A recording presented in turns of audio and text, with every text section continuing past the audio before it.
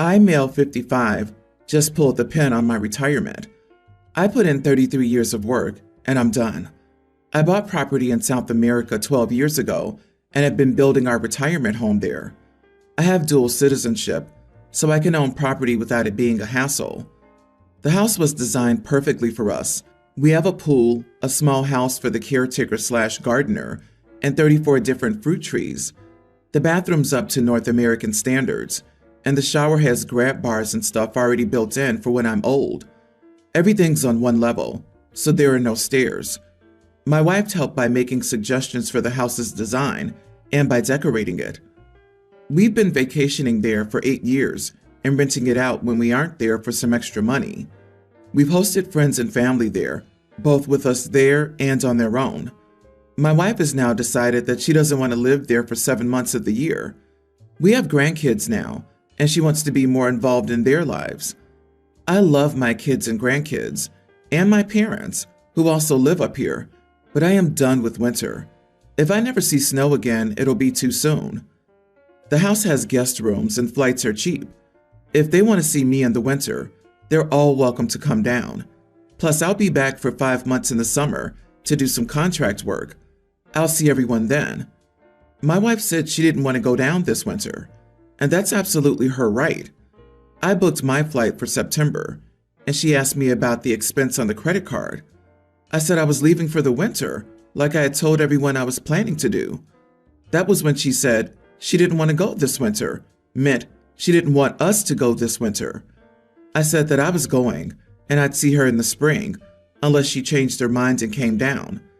Now she, my parents, and my kids are bugging me about leaving her alone for the winter. It's 100% her choice. Edit. She's known since we started dating 35 years ago that this was my plan. She went with me to purchase the land. She helped me work out the budget for the building. She bought all the furniture and decorations for the house. She planned the landscaping. Please explain to me how I could have better communicated to her that I was planning on retiring down there. OP, her priority changed. Yours stayed the same. Not the idiot. You can't force her to live there, but she can't force you to live where you don't like. This will be a problem for the rest of your life. She has grandbabies, and many grandparents don't want to miss out on the growth and fun of grandbabies. Married people make compromises for each other. There's a middle ground where they spend 3 of the worst winter months in the South together, and then OP heads back alone for a couple of weeks here and there throughout the year. People are allowed to change their minds about where they want to live long term. The wife isn't an idiot because she became more attached to her grandkids than she anticipated. Yeesh. Wait, did she know he was going to retire 11 years early? Are you even retired if you're still coming back to work 5 months a year? Also, buying a ticket to South America and not telling your wife until she sees it on a credit card statement is generally considered to be bad communication. My dad pulled this move with the same reasoning. Flights are cheap. Come visit. I haven't seen him in 6 years. He hasn't met his granddaughter. You're retired and have loads of free time. They don't. Expecting your family to spend what little free time they have carting their kids to South America so you can still be present in their lives is beyond selfish. If you're okay with choosing yourself over your family, then go for it. That's your prerogative. But in my opinion, it makes you the idiot. You chose to have a family. Now you're choosing to ditch them unless they spend the effort to come to you. Enjoy retirement. It might cost you your family. Yeah, things changed, dude. 35 years ago, I bet you didn't think grandkids would anchor your wife, but here you are. My mom had planned a big move to Tennessee from Illinois. I bought a house and cars and moved all this stuff, ready to move in, until my daughter was born. Now she's selling the house in Tennessee, as she can't imagine living without being involved in her life. Hopefully, snowbirding won't crash your relationship. Best of luck. My youngest son, Ian, teen, and his boyfriend, Keith, teen, snuck out to a party Saturday night and apparently got pretty wasted. They managed to reach my oldest son, Joseph's, 20, apartment around 4 a.m. Instead of calling me or having Keith call his parents, he instead let them sleep it off at his house. And I didn't get a call, till sometime around 10 that morning from Joseph's girlfriend to come pick them up. I was furious. After picking up the boys, giving them a good talking to, and dropping Keith off at his parents', I called Joseph and asked him why he didn't call Keith's parents, or me, the moment they showed up, or took them home himself. He tells me that it was better they slept it off there, and he had to go to work at 7 in the morning. I screamed at him that it wasn't his decision, and I'd been worried sick, waking up in the morning and not knowing where Ian was, and he should have called me, or the other father. Joseph tried to get me to calm down and told me that this was what he was trying to avoid, me blowing up at Ian. This got me hot. I yelled at him that I couldn't care less what he was trying to avoid, that I was the dad, and that he should have called me because anything could have happened. He tried to apologize, and I just told him I'd talk to him later. Ian ran up to his room after we got home, but not before saying Joseph was just trying to protect him, and that I really went way overboard on him, calling him at work like that. Am I the idiot for screaming at my oldest because he didn't call me when his brothers showed up at his apartment at 4 in the morning? Parent to parent, you are the idiot. Your temper and anger have fostered fear and resentment in your kids. They don't trust you in those situations, and your oldest felt they needed to be protected from you. Your anger is most likely fear, masquerading as anger. Try being honest about how scared and fearful you were for the boys. Also, probably time to consider some therapy to help with your communication skills. OP's kids are so scared of him that they'd go to a great extent to avoid confrontation with them. OP's worry for kids should not translate to blatant yelling. Joseph didn't call because he didn't want to get his intoxicated brother to be sent to you for getting yelled at. He didn't call in the morning because he knew how you would react to this, and hence the girlfriend picked up the tab. And lo and behold, you did exactly what they thought you would do: scream.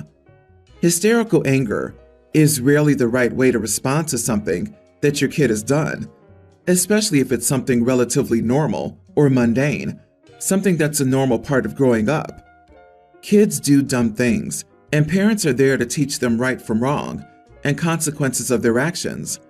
Your children don't feel comfortable coming to you. All you're teaching them is to avoid you at all cost. Also, you are the idiot for calling the oldest at work.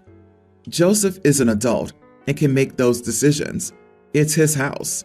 It's his decision.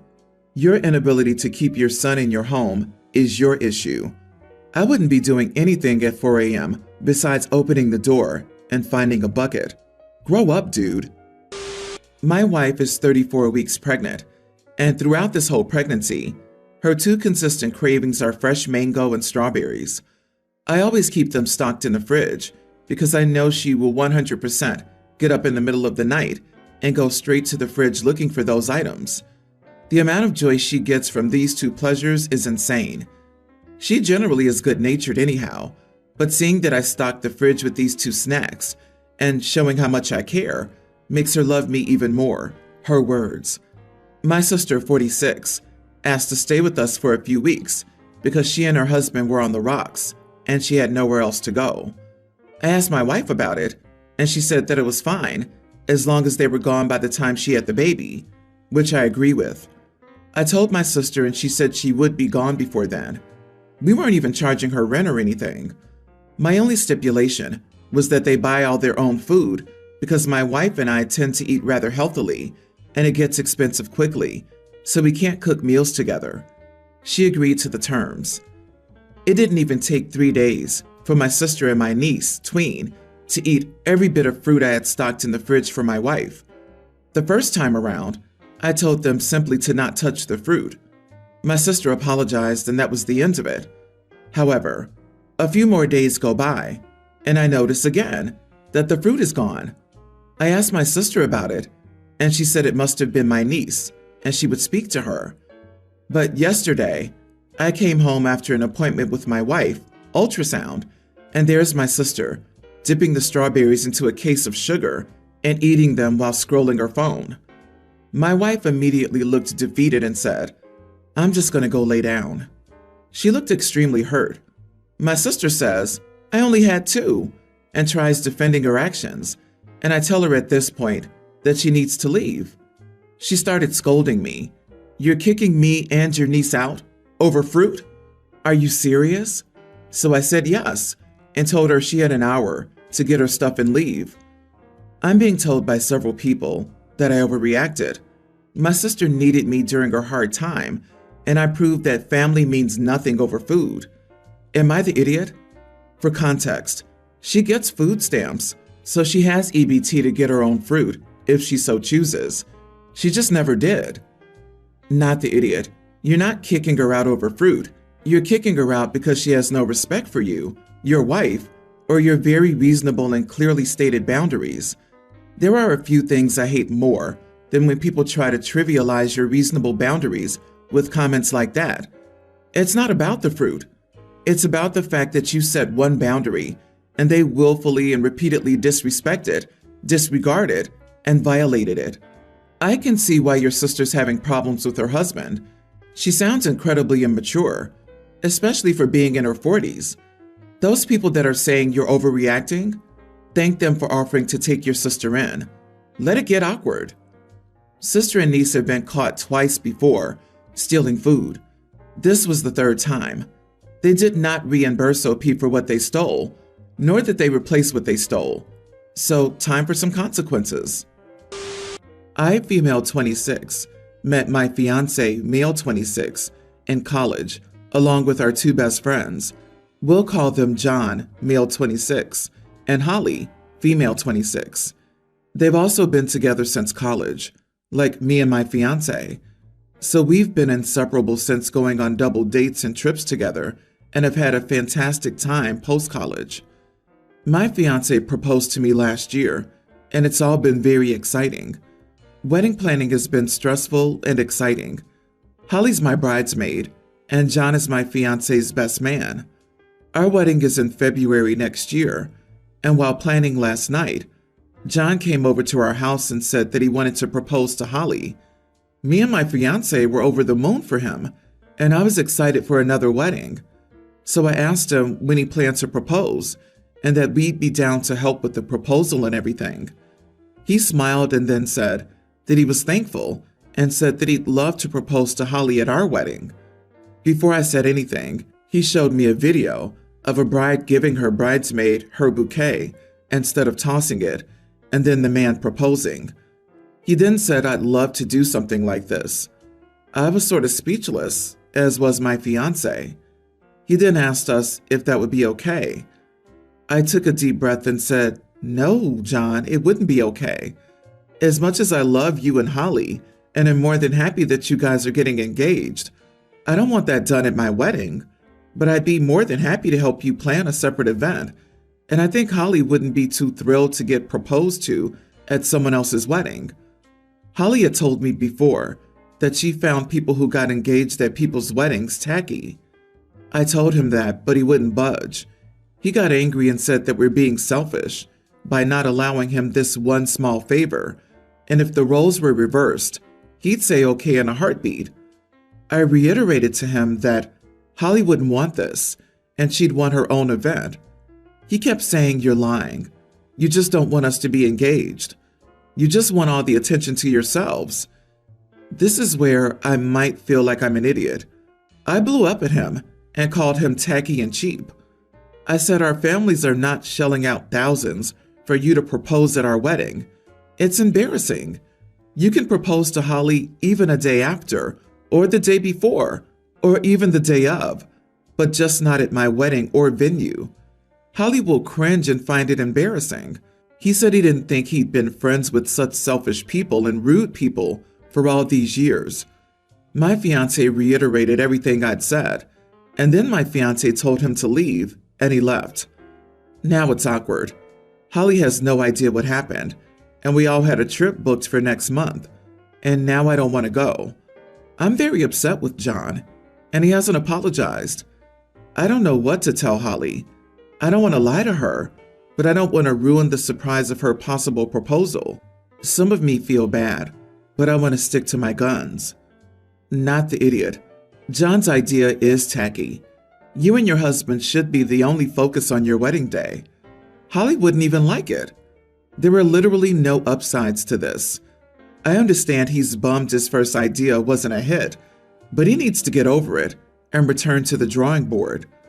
If I were OP, I would find a way to bring up the subject of people who propose at other people's weddings when all four of them are together and ask Holly what she thinks of them and egg her on. Let John hear it for himself without saying anything about him proposing to Holly. Maybe then he'd listen. That has the possibility of a massive backfire. What if Holly doesn't see or says she doesn't see a problem with proposing at other people's weddings? What if Holly says positive things about that sort of proposal because she thinks that's what OP wants to hear at the moment? Only play this sort of game when you know for sure the outcome. OP doesn't want this, and that should be enough. My 22 female, girlfriend 22, was invited to a high school friend's 22 female wedding. The couple asked for cash wedding gifts only, so most guests would pay $200, while some could pay $100, 10 available spots. My girlfriend asked the bride if there was room for a +1, and the bride said she could bring me if I paid $200 for my attendance, not as a wedding gift. My girlfriend is upset with me because she went through the trouble of asking the bride if it was possible and thought I would be happy with this. I didn't ask for my girlfriend to do this. My girlfriend initially told me I was invited because she assumed she would get a +1, but I wasn't invited and she felt bad about it. I don't blame her or the couple because weddings are expensive. It will cost the couple $200 per person for the wedding. The bride isn't happy with me because my girlfriend told her I wanted to attend and thought it was cheap of me only to back out now that I had to pay to attend. My girlfriend says there's no difference between being invited to a wedding and giving a $200 wedding gift like everyone else and being invited if I pay for my seat up front, especially since I would have given the same amount as a wedding gift if I was invited initially, and the end result would be the same. We give a total of $400. To me, it felt like an entrance fee that only I have to pay. Am I the idiot for not wanting to attend the wedding because I was asked to pay? Edit. She didn't get a +1 because the couple can't afford to have any +1s at their wedding. My girlfriend is also willing to pay the $200, but I'm not comfortable with that either because she doesn't have an income currently. The bride insists that my girlfriend goes because she previously decided not to attend. My girlfriend didn't want to go alone, especially since she'll have to crash at my place since it's far for her. The bride told her it was rude not to attend, so my girlfriend feels more obligated to go now. Not the idiot. I wouldn't go to a wedding where the gift amount was dictated. This is wild. Getting people to pay to attend your wedding and then demanding a cash gift? Wow. People are freaking outrageous and entitled. If you can't afford to get married, then don't. I'll be darned if I pay to attend a wedding. It's not a gift if you have to instruct me on what to give. What if their close relative couldn't afford to pay $100 or $200 to attend? So sorry, Grandma, but if you can't pay $100, you can't attend. Also, the bride is upset that you cheaped out. Are you sure they paid $200 a guest? Because it sounds like it might be $100, and she was hoping to score another $100 and is upset that you're not complying with her plan. Also, I feel like they would have absolutely expected a wedding gift from you as well, on top of the $200 attendance fee. You're not the one choosing to have an expensive wedding, where there are plenty of other options that don't break the bank, to the point you have to worry about money taken from your party guest. Why should a guest have to make up the cost of your wedding? As a female, I would never, and I find it gross. Also, most normal weddings always have a +1. Tell your girlfriend not to feel bad. Most men who personally don't know the bride and groom are only attending for the food and alcohol anyways. She can take you to a restaurant for a quarter of the price later.